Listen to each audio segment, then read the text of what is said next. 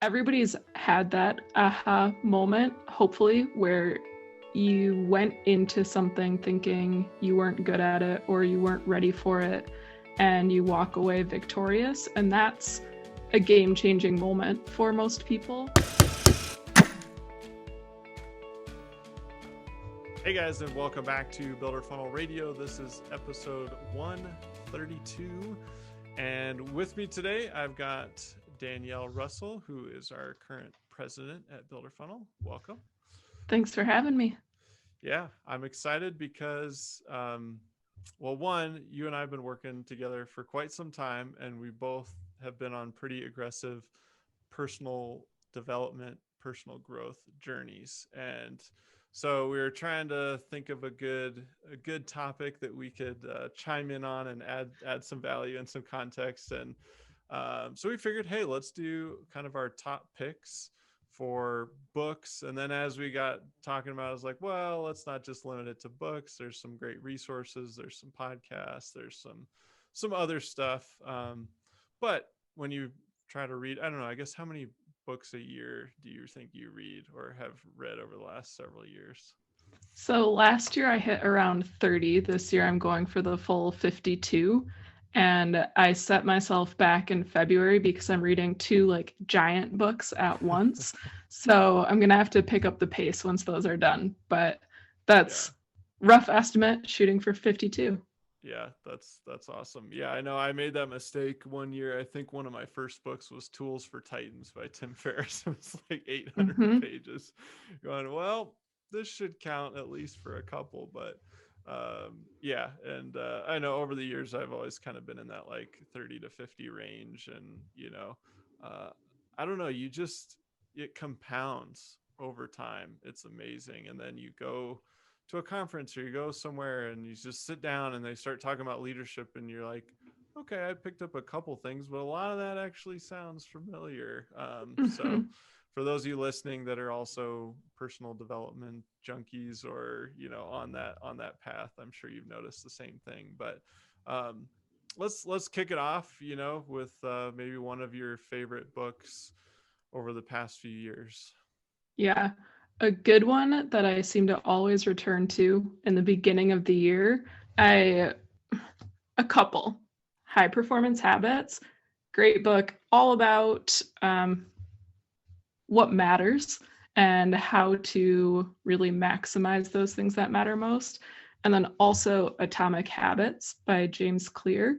Unfortunately, it's on the bottom of this stack of book examples I have, and I don't want to make everything tumble and be distracting.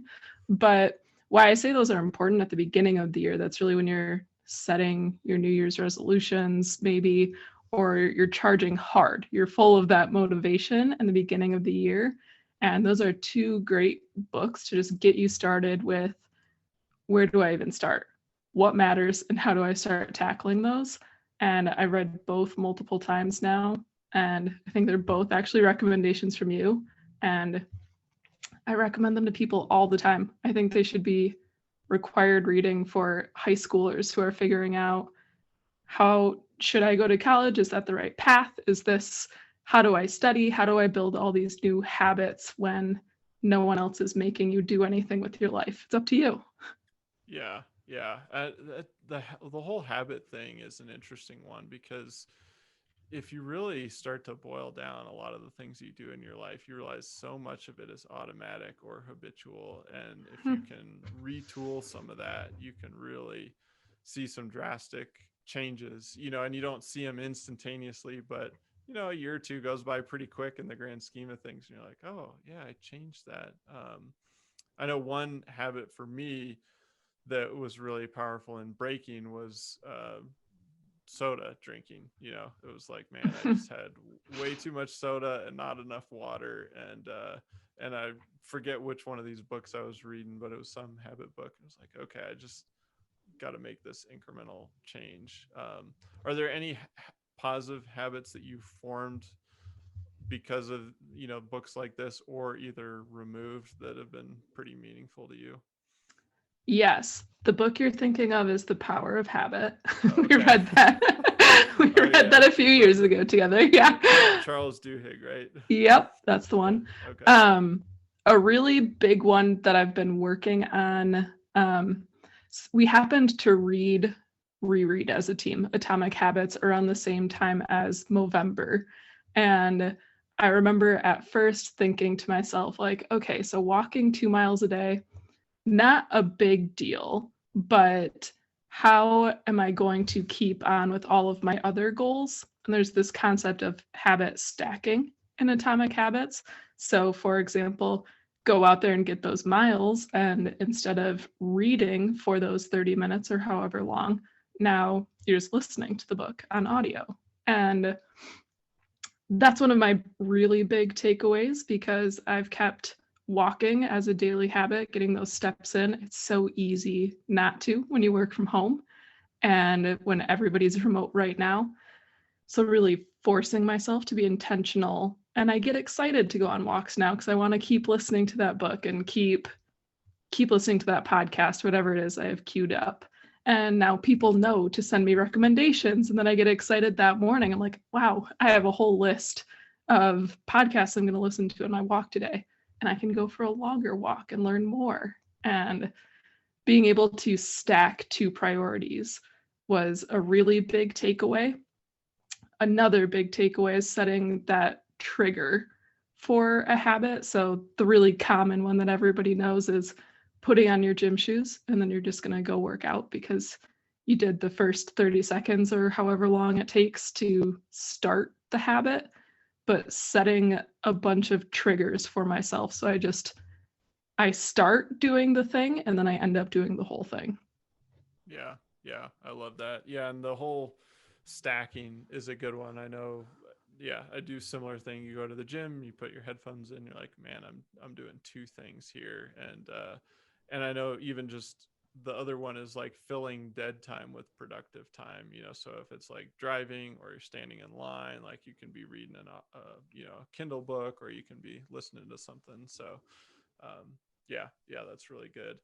I feel like too, a lot of the habits that I've adjusted over the years that have been really powerful, they're like these micro adjustments. And I always use this one example on the food side because getting your diet right, if you can just kind of get a bunch of that automated and kind of into a general bucket of like, yep, I kind of eat in these categories and this is about how much I eat, then you can have the occasional junk, and it's like a blip on the radar. It doesn't really affect you. And every morning I would have like eggs and whatever, and then naked juice, which is like chock full of sugar.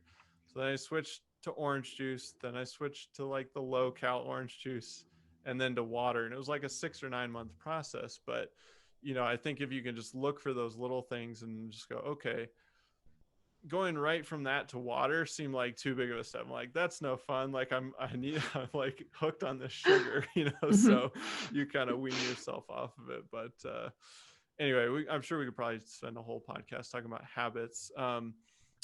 The one that I am huge on right now is who, not how.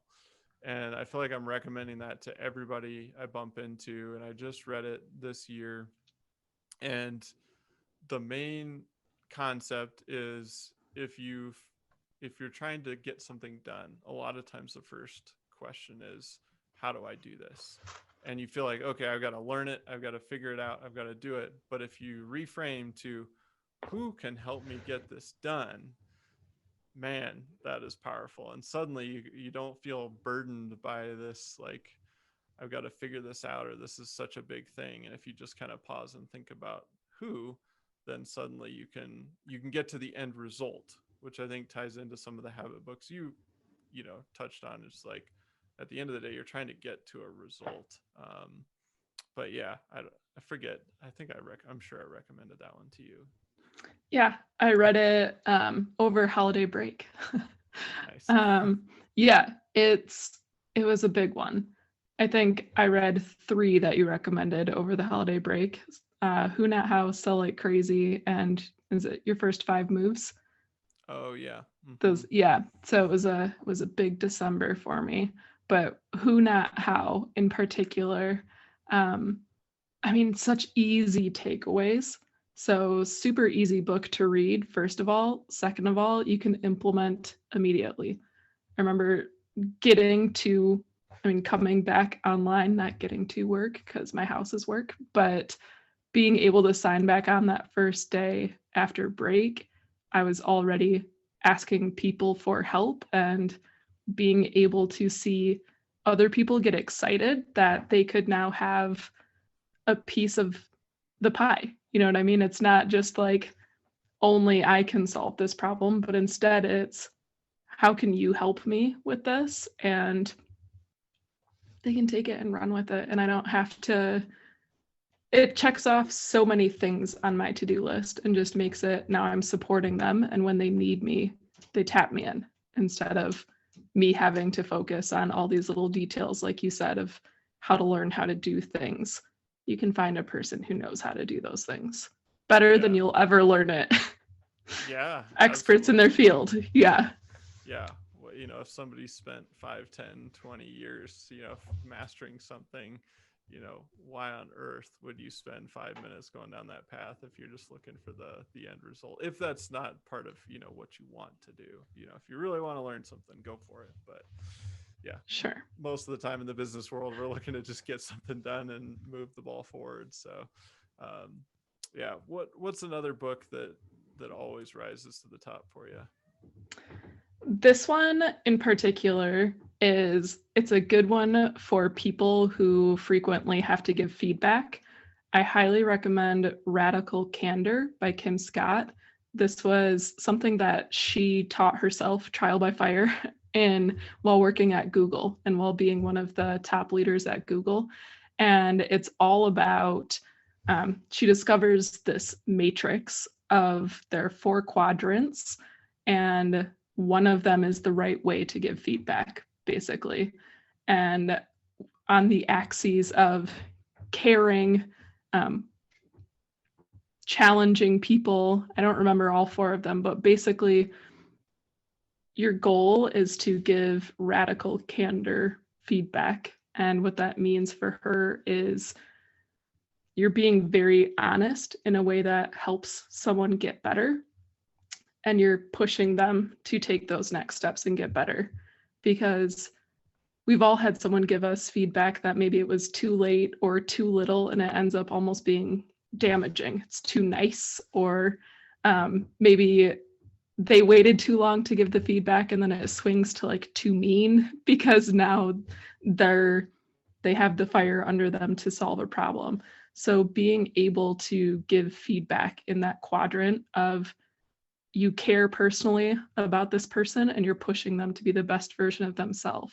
And it's not easy. Giving feedback is never easy, but being able to empower your team to get better and know exactly what they need to do to take those next steps to get better for themselves. It's a really helpful book if you're trying to get better at feedback. Yeah, yeah. Sounds like I should read that one. I'm the worst at I don't know. This is a good who not how. You are the who to my like how do I get the team feedback?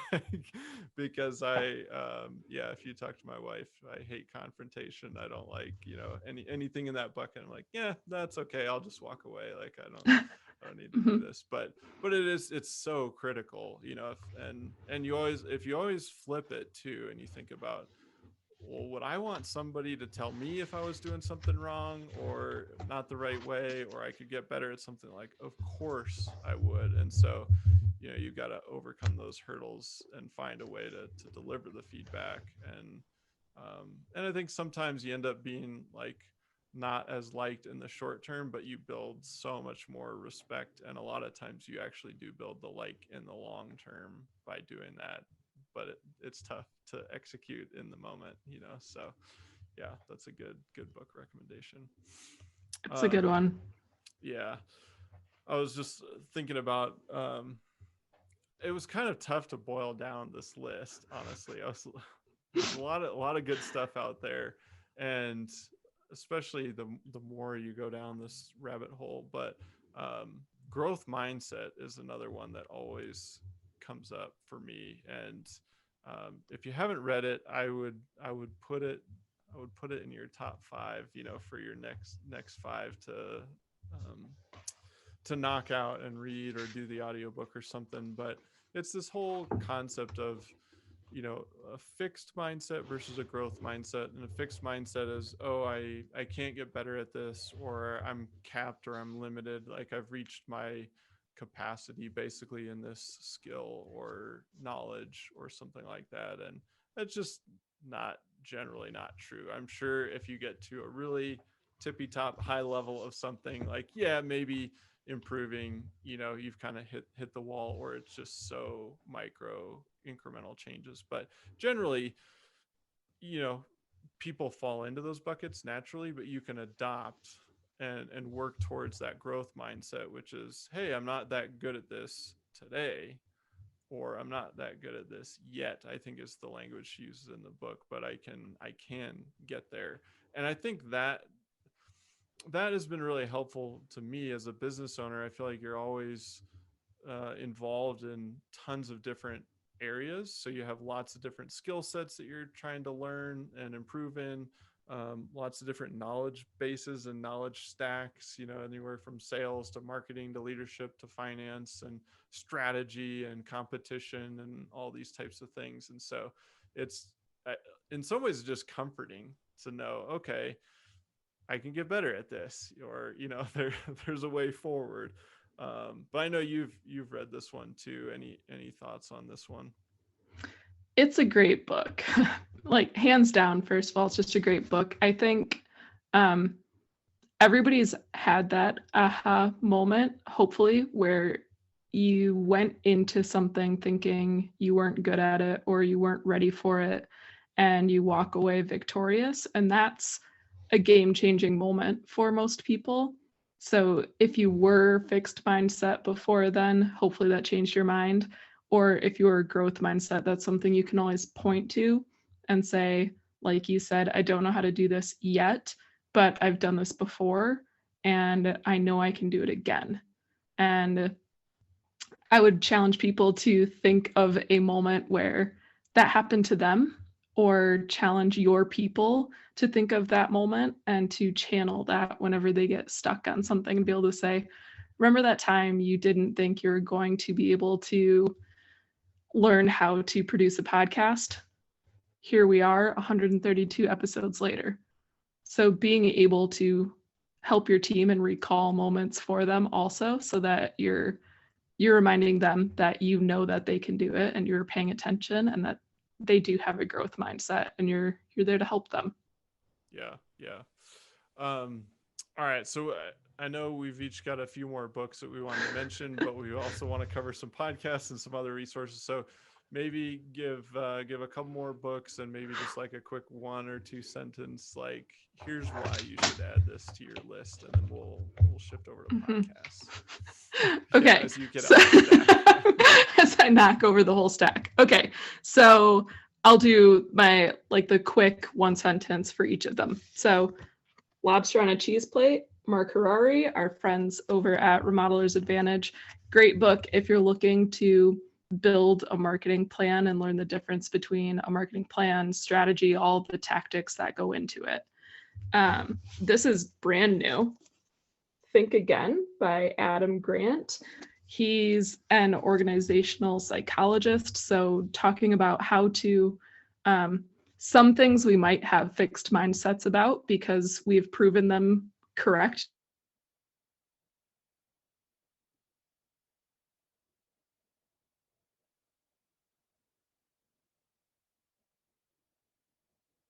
You still there?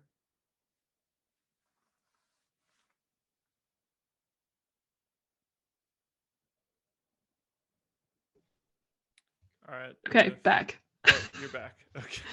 Okay. Why don't you start over? Start at Think Again. Yep, Think Again. Let me just. Okay. Think Again is by Adam Grant. He's an organizational psychologist in the workplace. So he does lots of research and TED Talks around work in general. This particular book is all about if maybe we do have some fixed mindset things in within our growth mindset. So for example, things that we have proven to ourselves over and over again that they are true. And he walks you through how to understand that those are limiting and that there is more to that. What about this? What about this? Think about different perspectives. So very helpful book. Rising Strong, great book by Brene Brown, all about how to be vulnerable and that it's okay to be vulnerable. That means you're in the arena, you're learning, you're figuring things out, and you're going to make mistakes. Otherwise, you're not growing. So make those mistakes and learn and grow and make new mistakes. And then last but not least, the Remodeler Marketing Blueprint. I would not be a good teammate if I didn't recommend this one. Gotta plug Yeah, it's all about what our team does.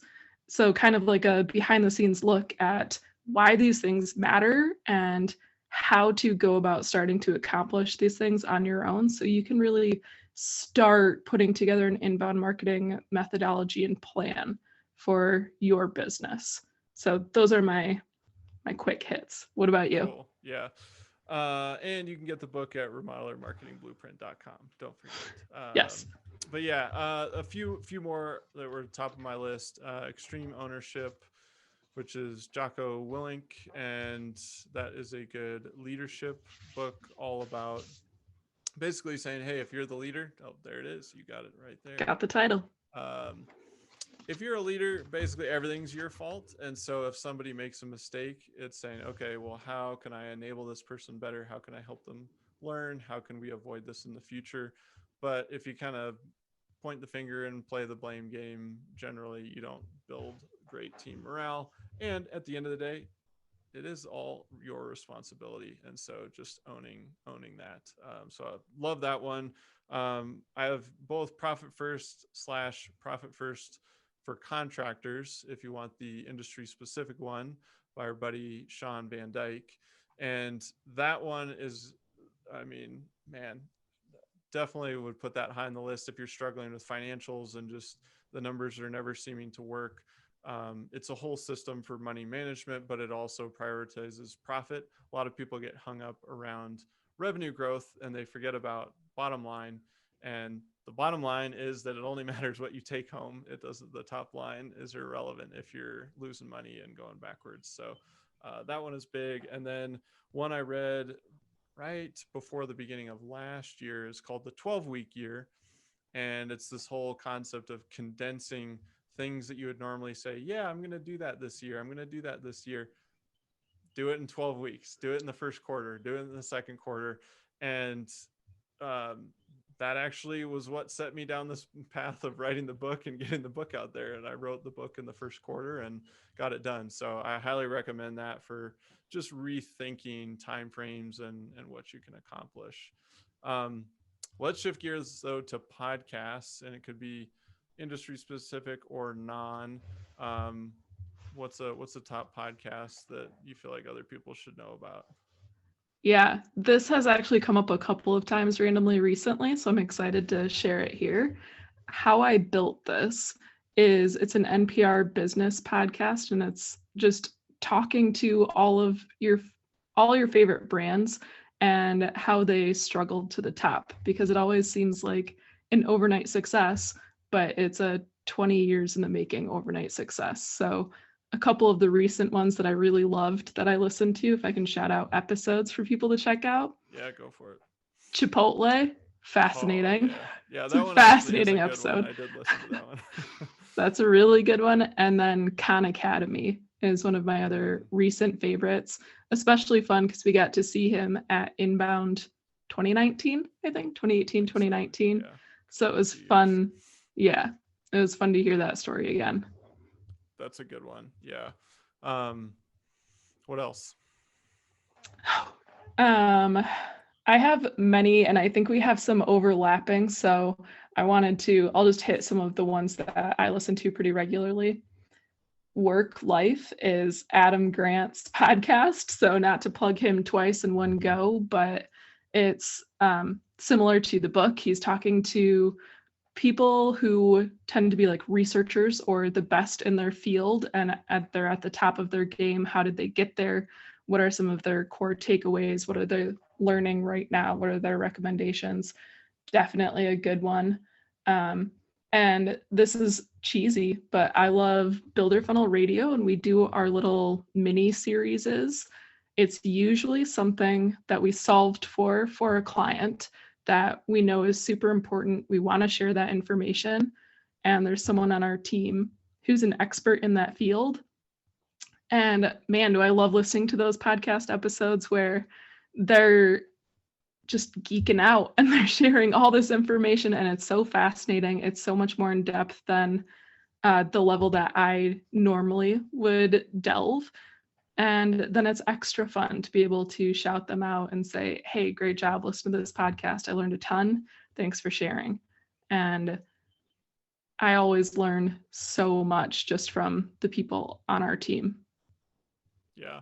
Yeah. I love the podcast medium too. Like there's something a little different than a book or, anything like that. You get a little bit extra. Yeah, those are good ones. Well, I shouldn't, vouch for the second one. I've listened to the How I Built This, and I've listened to our own stuff funny. But fair enough.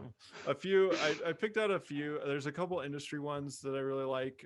Contractor Fight, Tom Reber, and then Remodelers on the Rise, Kyle Hunt. And those are, if you haven't listened to either of those, go check them out. But those guys' personality is almost on the opposite ends of the spectrum. And I think that's another cool thing about podcasts is like you kind of listen to people that, you like listening to. And so, Tom is more like high energy, hype man, really good, tactical, things to implement, but I would put him like higher energy.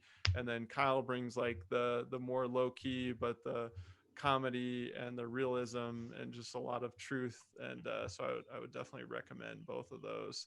And then a couple outside the industry, MF CEO Project, which is now like he's done with that podcast, but there's like I think a few hundred episodes. There's plenty to go back to. He's got some other things he's doing now, but that's Andy Frisella.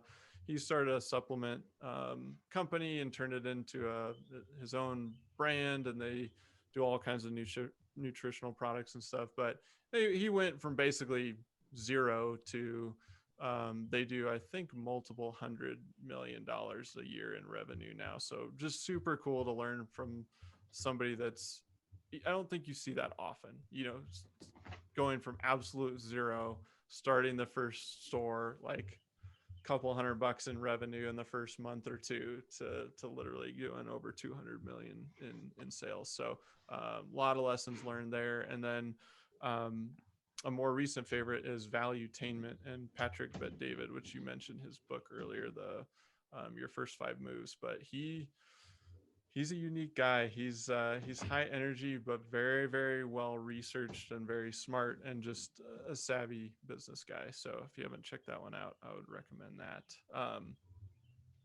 All right, let's go final category here. We'll go to like blogs and communities or groups or other resources, I guess. What are a few other spots people should know about? So when it comes to blogs, what I typically do is I follow our greatest competitors, or like the brands that we typically hear in the sales process. And I will look at their content and ask myself, how can we do even 1% better than this? How can we add 1% more value than this? Usually we go way above 1%, but it's key to just low barrier to entry, look at what your competitors are doing, identify where you can be at least 1% better. And I think that's a good takeaway for anyone who has a competitor, period. Otherwise, I know you're getting to some good blogs. So outside of the blog recommendations, what I really like is being a fly on the wall of some of these communities, like the construction selling community. I believe that's Mike Claudio, Win Rate Consulting. And the other one is just the remodelers community, which is Kyle Hunt also. And I see so many amazing conversations, so much learning and sharing and growing happening in those communities, and never any shaming. It's always just about learning and helping each other and sharing information. And I'll jump in and share information if I have anything that's valuable there too. It's just such a great sense of we're all in this together. We're all trying to learn and be better and grow. And I think that's so great being able to tap into those communities. Yeah, and those two in particular are super active. I feel like you see a lot of Facebook groups, and they kind of, there's like a post every week or every month or something. And these are active, but to your point, they're all like real things. People are chiming in with thoughtful advice and help and recommendations. And yeah, those groups are well run, and they've been around for a little while. Um, yeah, just to throw in a couple more blog resources. Remodeler's Advantage has their blog, which is Power Tips, and I've been following that one for a long time, and they do a good job, and they incorporate a lot of different angles and kind of cover the gamut when it comes to remodeling. And then the HubSpot blog, honestly, that's one that I've been reading for over a decade now, which is crazy to think about, but I've been reading their blog for a good, I would say 9 to 12 months before I even realized that they sold anything. And that was really powerful for me, because that's what really turned me on to the reason we're even here today and doing inbound marketing and helping people do their websites and their blogging and their content is, I got on this sales call, and we ended up signing up for the software a week or two later with HubSpot. And I was thinking about that. I'm like, I literally loved this company and this brand and this blog for so long because I kept reading this information. I'm like, this is so helpful. And then I would go use it, and then I would go do something with it. And I would go, this is so helpful. And then all of a sudden it was like, start your free trial or something popped. I'm like, free trial of what? Like, I thought this was just a free site full of information. And I realized, their software enables you to do all the stuff they've been teaching about easier, faster, better, all those things, and immediately signed up. But that really just, I don't know, it just was a mind meld. It was like, oh my gosh, what a great strategy. Like, just helping first, and then recognizing if you help first that customers will come your way. And then by the time they're actually ready to sign up, I didn't even look at anyone else. It's like, yep, this is perfect. Yep, this is what I need. Nobody else was even in the sales picture. So, yeah, kind of crazy. Comes full circle. 10 years later, 11 later, yeah, coming up next on 11. month. Yeah, wild. Wow. All right. Well, I think we hit a ton of resources there, and we will put links to all of this good stuff, and maybe even a few bonus links in the show notes for stuff we wanted to include, but we ran out of time. Danielle, any final thoughts on either anything we've mentioned, or just thoughts around personal development or growth or anything like that? Uh-oh, editors, she froze again. All right, you're back. I'm back. Where did you freeze out? What did you realize? Tons of resources. We're going to put together links. Okay. Hopefully they picked up my audio if you froze. Probably. Okay. And I tried to freeze in like I'm just listening. You did a good job, but then I ran out of stuff to say. So I will just clap, and then you can transition. Basically, I just said we put a lot of stuff in here. Any final thoughts on either anything we've mentioned or just something related to personal growth and development as a wrap up? So I'll let you take it away. Final thoughts for me. It's so easy to take our advice and read these books, listen to these podcasts, read some blogs, join these communities. But what really matters is actually taking what you learned from them and implementing them. Otherwise, you're just going to keep spinning your gears and you're not going to keep moving. And what's really important is to take that next step. And like Brene Brown will tell you in Rising Strong, you're going to make mistakes, but keep making new mistakes, keep trying new things, keep growing, keep pushing your people, and just keep striving. We're right there alongside you. Yeah, that's good advice. And yeah, I was thinking about, as you were saying that, I'm going, yeah, a lot of these books, I really like them because I implemented like one or two things, Mhm. and if it was great, I implemented more than that. But sometimes it's just that one idea. You read a whole book and there's tons of stuff you could do, but if you do one thing and it makes like a pretty big difference, suddenly it all becomes worth it. Otherwise, you're just kind of reading for fun and absorbing information, which if that's what you're That's going great for, it's too. great. Yeah, I mean, that I Yeah. feel like that kind of helps you just like assimilate all this information in the background, and then it comes into play in weird random times. But yeah, if you just take one thing and put it into action, um, that actually reminds me, I've had this idea for a couple of years and I still haven't pulled the trigger on it, but I've really debated just reading one book over and over and over again and just trying to keep implementing as many things as possible throughout the year. That seems sad to me that I would only read one book in a whole year, but I've thought about it. So anyway, food for thought if you're listening. If it's, I mean, it could be like War and Peace, and you'll always have something new to implement. It's like a That's thousand true. pages. It's all about the book you choose. Tools for Yeah. Titans. Yeah, if it was Tools for Titans, that would be pretty easy. I could probably read that for years and still be working on it. Well, cool. Well, I think I would just piggyback on your takeaway. Like, you got to implement, all this stuff. Otherwise, you're just kind of, I don't know, floating along, but if you just take a couple of things and move the ball forward, it can make a big difference. Stacking the habits, stacking the knowledge. Stack So. habits. Set those triggers. Yeah.